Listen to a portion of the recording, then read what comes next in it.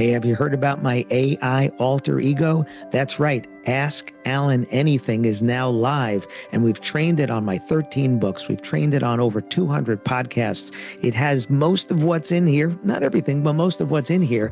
And you can, when you're sitting around going, gee, I wonder what Alan would do in this situation, or I wonder what Alan would say in this situation. Well, now you can. Go to whatwouldallansay.com. Enter the coupon code podcast because you're going to get half off. It starts at only $10 a month.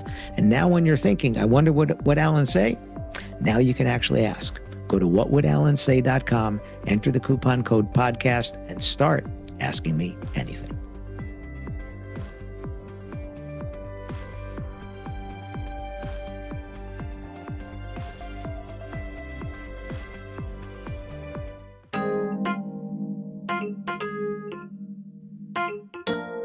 Not difficult or easy, unfamiliar or familiar. Listen to this episode, see where I'm going with this. Welcome to another episode of the Wedding Business Solutions Podcast. I'm your host, Alan Berg. I'm a speaker, author, sales trainer, website reviewer, and I help businesses like yours sell more, profit more, and have more fun doing it. Enjoy this episode. Hey, it's Alan Berg. Welcome back to another episode of the Wedding Business Solutions Podcast. I'm listening to a book called Effortless Mastery. It's by Kenny Werner. It's actually about music and musicians and talk about mastery of that, but it really does apply to a lot of other things in life. And I'm not quite done with it yet, but I just heard today as I was walking through the airport, I heard a part where he said, you don't think of things as difficult or easy. Think of them as unfamiliar or familiar. And it changes your mindset because difficult gives the impression I may not be able to do something. Whereas unfamiliar says, I'm not able to do this because I'm just not familiar with it. And of course, he's using music in there and talk about playing a piece of music. If you're not familiar with it and you put the music in front of you, you're going to have to work to learn how to play that and play that the right way.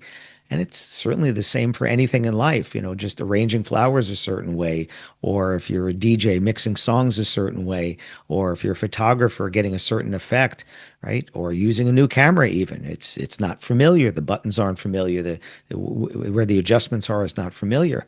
I thought that was just so, I don't know if profound is the right word, but just such a different way to look at this. And I love that. So instead of thinking about things that we're trying to do difficult or easy, making them unfamiliar or familiar. So every day when I do my French lessons, you probably know that I'm doing my language lessons.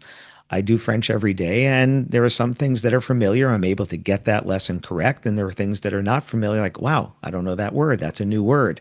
Or I don't know that the tense of that word, the future tense, the past tense, or whatever. So just approaching whatever it is you're about to do. And if you've done it before, it's familiar. So if I go to play golf, and I don't play golf often, but when I do, it's familiar enough that I know, okay, I think I need this club, and I know how to hold the club and do all those things. But we take that for granted because it was unfamiliar at one point. Right, the first time you did anything, it was unfamiliar. Like if you don't play golf, holding a golf club is a little awkward in the beginning because it's not a familiar way. It's not like you're playing mini golf.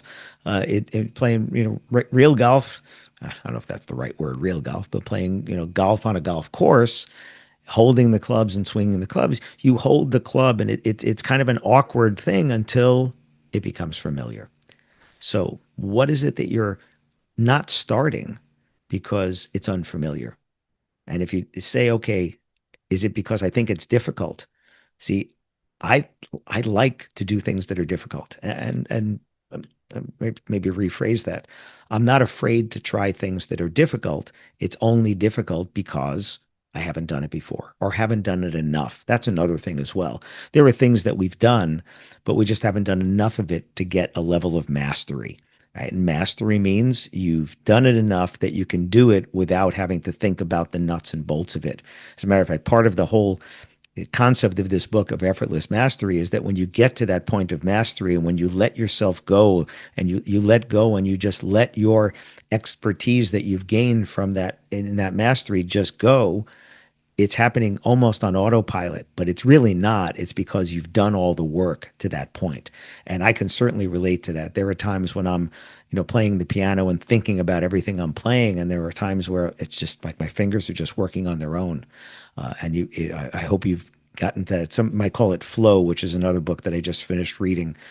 You get into that zone where you're not even thinking about what you're doing it, but it's because you've done the work to get to that point. So think about the next time you're approaching something, and if your mind goes to, wow, that's difficult, is that a bad thing?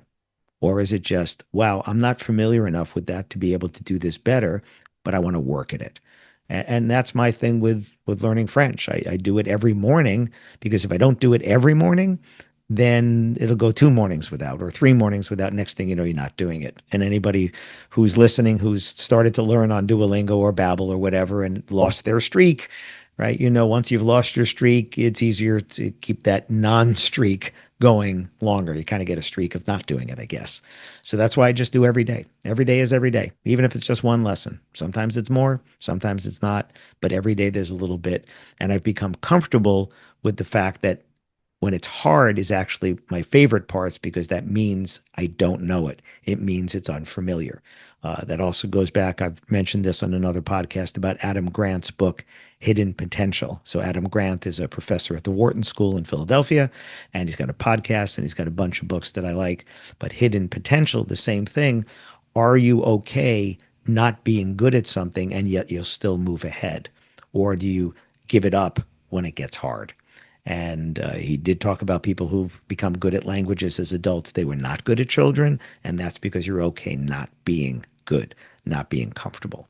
And then the whole Malcolm Gladwell and Outliers, 10,000 hours. A lot of the books that I've been reading and mentioning are talking about how it's not just 10,000 hours. What did you do in that 10,000 hours? Was it purposeful practice? So when I do a French lesson, I'm purposefully trying to get better. I'm not just going through the motions. So when the gamification offers for me to jump ahead 2 or 3 or sometimes 4 steps, I never do it, because my goal is not to finish the lesson, finish the game. My goal is to be fluent. So I need to go through all these steps. And even if it takes more time, I'm okay with that. And that's, again, it's unfamiliar. I'm going to learn something new, as opposed to it's unfamiliar. I don't even want to try. So just something to think about. I heard him say that in the book. Again, it's Effortless Mastery by Kenny Werner. It is about musicians and things, but there's a lot of lessons in there for anybody trying to master anything. Just really interesting. But that whole phrasing of unfamiliar or familiar instead of being difficult or easy, I think that was just something I wanted to share. Thanks for listening. Thanks for listening to this episode of the Wedding Business Solutions podcast. If you liked it, please subscribe to this channel and post a review on your chosen platform, Apple Podcasts or whichever one.